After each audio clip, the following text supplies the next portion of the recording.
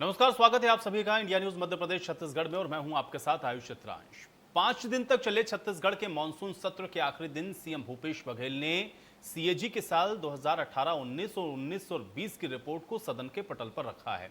इसमें 18 और 19 से तुलना में 19 और 20 में 1200 करोड़ कम राजस्व मिलने की बात कही गई है, जबकि रिपोर्ट में यह बताया गया है कि पेंशन और सब्सिडी की वजह से व्यय में 9000 करोड़ की वृद्धि हुई है। अब कोरोना और केंद्रीय कर में हिस्सा न मिलने की वजह से राज्य में राजस्व काफी प्रभावित है। रिपोर्ट 19 और 20 के दौरान सकल घरेलू उत्पाद 5.46% रहा है। लॉकडाउन के दौरान राजस्व व्यय करोड़ रुपए बढ़ चुका है। इसमें मुख्य रूप से वेतन और मजदूरी भुगतान में सबसे ज्यादा 3956 करोड़ की बढ़ोतरी हुई है। पेंशन में 1209 करोड़ में 1318 करोड़ और सब्सिडी में 3160 करोड़ रुपए की वृद्धि शामिल है। तो रिपोर्ट में यह भी कहा गया है कि साल 2018 और 19 की तुलना में वर्ष 19 और 20 में ऋण पुनर्भुगतान में उल्लेखनीय वृद्धि हुई है और कुल ऋण प्राप्तियों में वर्ष 18 और 19 की तुलना में 5217.43 करोड़ यानी कि 36.31% की वृद्धि हुई है। अब राज्य सरकार को वित्त आयोग और राज्य का राज्य कोषीय घाटा उत्तरदायित्व और बजट प्रबंधन अधिनियम के द्वारा निर्धारित लक्ष्यों के अनुरूप अपने वित्तीय मापदंडों के सुधार के लिए अतिरिक्त संसाधन जुटाने चाहिए। इसके लिए अलग अलग उपायों का पता भी लगाना चाहिए और रिपोर्ट में अनुशंसा ये भी की गई है कि पूंजीगत व्यय को बढ़ाने की जरूरत है। उधार ली गई निधि का उपयोग विकास को प्रोत्साहित करने और संपत्ति बनाने के लिए किया जाना चाहिए। अब शासन को पूंजीगत परियोजनाओं को पूरा करने में देरी के कारणों की समीक्षा और विश्लेषण भी करना चाहिए और इस संबंध में बाधाओं को दूर करने के लिए शामिल विभागों को सक्षम करने के लिए जल्द उपायों को भी शुरू करना चाहिए। तो आज इसी मुद्दे पर बात होगी, लेकिन पूरे मामले पर जेपी और कांग्रेस की प्रतिक्रिया क्या है, सुनवाते हैं। सीएजी की रिपोर्ट में कोरोना की छाया दिख रही है। रेवेन्यू का कलेक्शन कम हुआ है। सरकारों में न केवल छत्तीसगढ़ की सरकार, अन्य राज्यों में कलेक्शन कम होने के कारण अपने कर्मचारियों का वेतन का भुगतान भी 30% कटौती की है, लेकिन हमारे राज्य में वो परिस्थितियों का निर्माण नहीं हुआ है। एक और तो राजस्व की प्राप्तियां कम हुई हैं, दूसरा केंद्र सरकार का जीएसटी का हिस्सा जो छत्तीसगढ़ को मिलना चाहिए वो केंद्र सरकार ने दिया नहीं है। तीसरा, हमारे चावल को 60 लाख मैट्रिक टन खरीदने का केंद्र सरकार ने सहमति दी थी और उन्होंने खरीदा नहीं था, हमको नुकसान उठा करके अपने धान को विक्रय करना पड़ रहा है। चौथा, कोल का हमारा जो शेष आना चाहिए, माइनिंग का जो शेष आना चाहिए और रॉयल्टी का जो हिस्सा आना चाहिए, केंद्र सरकार ने दिया नहीं है। तो के सीएजी की रिपोर्ट में इतना घाटा जो है वो दूर से दिखाई दे रहा है कि इस साल वर्तमान वित्तीय जो हमारी परिस्थितियां थी उसमें ये घाटा संभव था। मैं समझता हूँ के की रिपोर्ट में जो बातें कही गई हैं, अब उसका निदान तो जो अलग अलग विभागवार किसमें कहाँ क्या कमी हुई है, विधानसभा के जो कमेटी होती है लोक लेखा की, वो उसका निर्धारण करती है। लेकिन प्राइमा फेसी ये कह सकते हैं कि कोरोना का असर केक की रिपोर्ट में दिखाई दिया। आज की वित्तीय स्थिति जिस दिशा में जा रही है और जो आज वित्तीय स्थिति है उसको जिसको मैंने विधानसभा में सरकार के अनुपूरक में जिस विषय को चिन्हांकित किया था, वही विषय सीएजी के रिपोर्ट में भी स्पष्ट रूप से परिलक्षित हो रहा है कि जो सरकार का जो मूल जो राजस्व का की स्थिति है, वो राजस्व स्थिति जितना टारगेटेड इनका राजस्व का कलेक्शन था उसमें इनके जो अनुमानित जो टारगेट था उससे 9000 रुपया कम है। और दूसरा सबसे बड़ी बात जो है, कर्ज लेते लेते उस सीमा तक पहुंच गए हैं कि एफआरबीएम एक्ट में 5.6% एफआरबीएम एक्ट के अनुसार यदि देखा जाए तो ये 3% से बहुत ऊंचा चला गया। तो कर्ज की अदायगी ब्याज देते देते इस सरकार में 10,000 करोड़ से ज़्यादा का ब्याज देना पड़ रहा है इस सरकार को। तो कर्ज की सीमा बढ़ते बढ़ते आज 37 से 38,000 करोड़ रुपया इस सरकार की हो गई। तो यही सीएजी का रिपोर्ट चिन्हांकित करता है कि सरकार अब आने वाले समय में वित्तीय स्थिति दिन ब दिन खराब होती जा रही है।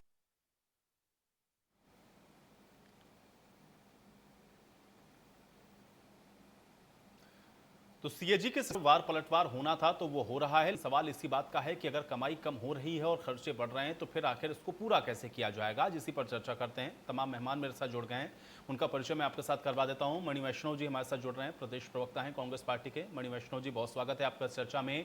अमित चिमनानी जी हमारे साथ जुड़े हुए हैं, नेता हैं भारतीय जनता पार्टी के। अमित चिमनानी जी, आपका भी बहुत स्वागत। और तपेश चंद गुप्ता जी हमारे साथ जुड़ रहे हैं, अर्थशास्त्री हैं। तपेश चंद गुप्ता जी, आपका भी बहुत स्वागत है। तपेश जी, आज चर्चा की शुरुआत में आपसे ही करना चाहूंगा। थोड़ा सा एक लेमैन लैंग्वेज में अगर मैं आपसे समझना चाहूं, या आम आदमी की बोलचाल की भाषा में, या आम आदमी जो समझ सके, एक अर्थशास्त्री होने के नाते जरा समझाएं हमारे दर्शकों को कि ये जो सीएजी की रिपोर्ट आई है इसके मायने क्या हैं, इसको कैसे देखा जाए, और जो बातें अभी निकल करके सामने आई हैं क्या वाकई में वो चिंता का विषय है? तपेश जी। जी, सबसे पहली बात तो मैं आपको बताऊं, सीएजी जो है, जिसको टैग कहते हैं, इसकी सबसे बड़ी विशेषता होती है कि जिस शिक्षण कार्य होते हैं उसके आधार पर एक प्रदेश का खाता प्रस्तुत करते हैं कि किस प्रकार का इसका आय और किस प्रकार का व्यय हुआ, कहाँ पे योजना अनुसार नियोजित होना चाहिए था, कहाँ नियोजित नहीं हुआ, लोगों की आर्थिक स्थिति क्या रही, इन सब चीजों की देते हैं और यह प्रस्तुत होता है। और इससे जो चर्चा होती है वो लोक लेखा समिति करती है, जो विपक्ष का एक व्यक्ति होता है जो उसके अध्यक्ष बनाए जाते हैं, उनके नियंत्रण और देखरेख में ही यह कार्य संपादित है। तो ये प्रजातांत्रिक व्यवस्था के अंतर्गत जब विधानसभा या लोकसभा में जब प्रस्तुत होता है कोई भी चीजें, तो उसमें एक निष्पक्ष रूप से वित्तीय मामला है करके उसके प्रावधान है, विधिक प्रावधान है कि विपक्ष के व्यक्ति को ही उसका अध्यक्ष बनाया जाता है। अब ये जो प्रस्तुत हुआ है प्रतिवेदन, इससे दो तीन बातें महत्वपूर्ण हैं। सबसे पहली बात तो यह है कि हमारे पास वित्तीय बोझ बढ़ा है। सत्ता पक्ष ने भी कहा है कि कोरोना के कारण इसका प्रभाव हुआ है, निश्चित तौर पे हुआ है। और दूसरी चीज ये है कि कुछ में वृद्धि हुई है, जिससे पेंशन और वेतन को भी जोड़ दिया गया है मजदूरी के साथ साथ, और सब्सिडी को भी। तो मैं कहता हूँ सब्सिडी एक अलग मुद्दा है, वेतन और मजदूरी यथावत ही रहते, थोड़ी सी मजदूरी में वृद्धि हुई है, क्योंकि कोरोना काल के दौरान हमने बहुत से सहयोग के लिए श्रमिकों और कर्मचारियों का सहयोग लिया है, जिसके कारण उसमें वृद्धि हुई है, यह बात समझ में आती है। अब हमारे ओर से प्रयास होना ही चाहिए कि सब्सिडी में थोड़ी सी कटौती करे। बहुत हाथ खुल चुका है सरकार का, अब इसको थोड़ा नियंत्रण करना होगा। हर सरकार हाथ खोल के दे रही है सब्सिडी, इससे प्रदेश का विकास नहीं होगा। हमको पूंजी विनियोजन के लिए भी ध्यान देना है। समय पे यदि अगर सरकार को जीएसटी की राशि मिल जाती तो शायद इसका बोझ कम होता। बढ़ते हुए ऋण के लिए अब हमको विकल्प सोचना होगा कि हम ऐसा क्या कार्य करें, व्ययों में कैसे नियंत्रण करें ताकि हमको और कर्ज लेने की आवश्यकता हो। कुछ एक अनुत्पादक व्यय होते हैं, अनावश्यक रूप से सेमिनार, संगोष्ठी, यात्रा, परिवहन पर नियंत्रण, एक अधिकारी एक से ज्यादा गाड़ी न रखे, ऐसे वित्तीय नियंत्रण के कुछ बिंदु हैं, उस पर ध्यान देना होगा और इसको नियंत्रित करना होगा। और साथ ही बहुत से राजस्व की वसूली रुकी हुई है, चाहे वो इलेक्ट्रिसिटी का बिल हो, चाहे वो पानी का हो, चाहे वो आपका प्रॉपर्टी टैक्स का हो, ऐसे कई शुल्क जो बचे हुए हैं उसको भी वसूल किया जाए। मैं एक सलाह जरूर दूंगा, प्रॉपर्टी टैक्स में यह अनिवार्य किया जाए कि शासकीय कर्मचारी अपनी संपत्ति की घोषणा के साथ साथ वह यह भी घोषणा दे कि उसने अपनी संपत्ति पर संपूर्ण कर की अदायगी कर दी है। जब नेता चुनाव लड़ने के लिए जाते हैं तो यह घोषणा देते हैं, अधिकारी कर्मचारी भी जाएंगे तो बाकी बचे हुए आम नागरिक हैं उनकी भी यह जिम्मेदारी हो जाएगी कि वह भी कर का भुगतान करे। जब ऐसे करों का भुगतान स्थानीय निकाय को प्राप्त होने लगेगा तो कर की वसूली जो हम अनुदान देते हैं स्थानीय निकायों को, उसकी मात्रा में कटौती होगी और इससे बहुत बड़ी राजस्व की बचत प्राप्त होगी। ये चीजें हैं और इसमें लोक लेखा समिति में प्रतिपक्ष के व्यक्ति जो है नेतृत्व करता रहेंगे, उनके परामर्श से जो चीजें होंगी सदन में रखा जाएगा, उस शासन चीजों को विचार किया जाएगा। और इससे कोई ऐसी बातें विशेषता तो मुझे नहीं दिखी जिसके लिए कि हम बहुत ज्यादा आलोचना करें, क्योंकि विगत 2 से 3 वर्षों से हम जिस प्रकार की समस्याओं से जूझ रहे हैं, अब बोझ पड़ रहा है, हमारा व्यापार, रोजगार, सब कुछ एक प्रकार से स्थिर हो गया है। ऐसे परिस्थिति में जब देश और दुनिया इस संघर्ष में जूझ रही है, तब हम अपने आर्थिक मूल्यांकन के, आर्थिक चिंतन के दृष्टिकोण से छोड़ के उसे व्यवहारिक दृष्टिकोण से, व्यवहारिक चश्मे से देखना होगा, तब हमको पता चलेगा कि वास्तविक क्या है। फिर राजस्व वसूली के लिए अब हमारे पास सीमित साधन होगा। जब से जीएसटी लागू हुआ है, राज्य सरकार को अपनी ओर से अतिरिक्त करोड़ रुपए की आवश्यकता नहीं है। जो जीएसटी का अनुदान मिलेगा उसी से उसे नियोजित करना है। और यह एक संयोग मानिए कि राज्य को भी अपने जीएसटी कलेक्शन की राशि समय पर प्राप्त नहीं हो रही है, जिसके कारण ये दुविधा या परेशानी उत्पन्न हो रही है। तो मैं मानता हूँ कि अगर केंद्र सरकार से निश्चित तौर से संपर्क करके इन चीजों को मांगा जाए तो उनको यह चीजें प्राप्त होगी और ये इससे सफल होंगे और इनकी योजनाएं, जो पूंजीगत योजनाएं, जो विकास की योजनाएं रुकी हुई है, उसे फिर से पटरी पर लाना होगा, उस पर ध्यान देना होगा और इसके लिए राशि बिल्कुल नहीं। तपेश जी, कुल मिलाकर के देखिए कुछ ना कुछ तो यहाँ पर जो है कदम उठाने ही होंगे, क्योंकि जो सीएजी की रिपोर्ट आई है निश्चित तौर पर आपने भी बताया कि उसमें बहुत सारी ऐसी चीजें हैं जिस पर अभी ध्यान देने की जरूरत है। मणि वैष्णो जी, आय कम हो रही हो, खर्च बढ़ रहे हो और उस पर भी अब नेता जो प्रतिपक्ष हैं या फिर प्रतिपक्ष की तरफ से अगर ये बात कही जा रही हो कि ये तो और खराब होगा भी आगे आने वाले वर्षों में, तो क्या एक बड़ी चुनौती है? और सीएजी की रिपोर्ट के बाद जो सवाल विपक्ष उठा रहा है उसका जवाब आप कैसे दें, मणि वैष्णो जी? आयुष जी, भारतीय जनता पार्टी तो प्रदेश के लिए अच्छा सोच ही नहीं सकती, तो उसकी बात तो हम करेंगे नहीं। वो तो हमेशा प्रदेश के बुरा चाहते ही है और चाहते हैं कि जो स्थिति है वो आगे और बिगड़े। लेकिन फिर भी मैं विषय पर आता हूँ और जो राजस्व कमी की बात जो हम लोग कर रहे हैं उसका सबसे बड़ा कारण कोरोना तो है ही।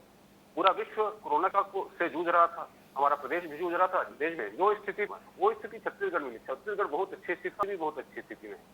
कोरोना एक कारण तो था ही। जो स्थिति, जो सीएजी की रिपोर्ट जो आई है उसमें जो स्थिति दिखाई दे रही है उसमें कोरोना की छाया तो दिखाई दे रही है।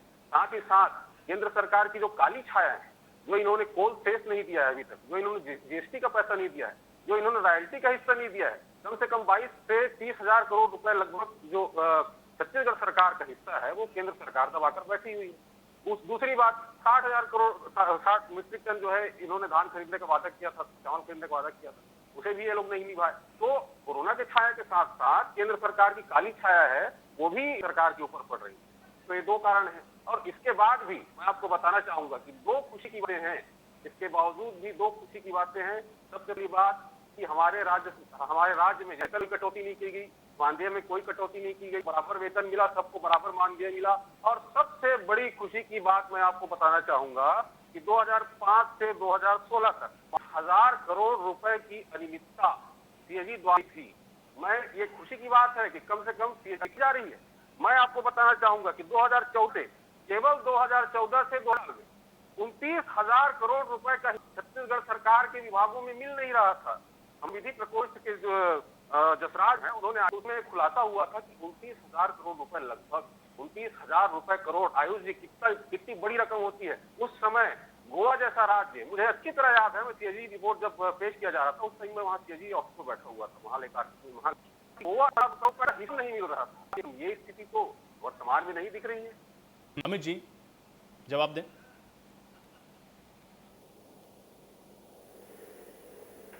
अमित जी आप सुन, मेरी आवाज आ रही है? जी जी। मैं प्रतीक्षा कर रहा था अपनी बारी की, समय दीजिएगा। 15 मिनट से मैं सुन रहा हूँ और मैं हाथ जोड़कर निवेदन करता हूँ कांग्रेस के ये जो बैठे हुए प्रवक्ता हैं और जो सरकार के प्रवक्ता हैं माननीय चौबे जी, इतना खुलेआम जो झूठ आप बोल रहे हैं। आप लोग शुरू किए कि कोरोना के प्रकोप है इसलिए राजस्व की कमी है। अरे पहले पढ़ तो लीजिए कि ये कैग रिपोर्ट कौन से साल की है। ये कैग की रिपोर्ट है वर्ष 19-20 की। 31 मार्च 2020 का ये साल और कोरोना आया था मार्च 2000। कांग्रेस के नेता जो सिर्फ टीवी चैनल पर बैठ करके बोलेंगे और झूठ बोलेंगे, तो पहला तो राजस्व की कमी में कोरोना का कोई प्रभाव नहीं है। मैं with due respect to both the spokesperson मैं ये बात उनके समक्ष रख रहा हूँ, तो ये झूठ बोलना पहले बंद करें। केंद्र सरकार का भी जिक्र किया, केंद्र सरकार का भी यहाँ पे केंद्र सरकार का भी जिक्र किया। 15 मिनट में सुन रहा था सर, अब मेरी बारी है, मुझे बोलने दीजिए प्लीज। ये जो कैग की रिपोर्ट है माननीय आयुष जी, इसने प्रदेश की आर्थिक बदहाली का चिट्ठा खोल दिया है और ये बता दिया है कि कांग्रेस की सरकार अगर रुकी नहीं तो इस प्रदेश को दिवालिया होने से कोई नहीं बचा सकता। अब उसके कारण सुनिए, आज तक छत्तीसगढ़ के इतिहास में रेवेन्यू डेफिसिट 20 सालों में 1-2 बार ही आया हो। 1000 करोड़ रुपए का रेवेन्यू डेफिसिट पहली बार आया है जब से छत्तीसगढ़ बना है, तब से अभी तक। क्या कहते हैं रेवेन्यू डेफिसिट का क्या मतलब है? जो रेवेन्यू की जो रिसीप्ट है वो रेवेन्यू एक्सपेंडिचर से कम है, ये कभी भी नहीं होता। तो इस बात का क्या कांग्रेस के लोगों को चिंता नहीं हो रहा? दूसरी चीज, जो फिस्कल डेफिसिट, जो टोटल वित्तीय घाटा होता है 21 आयुष जी 17,069 करोड़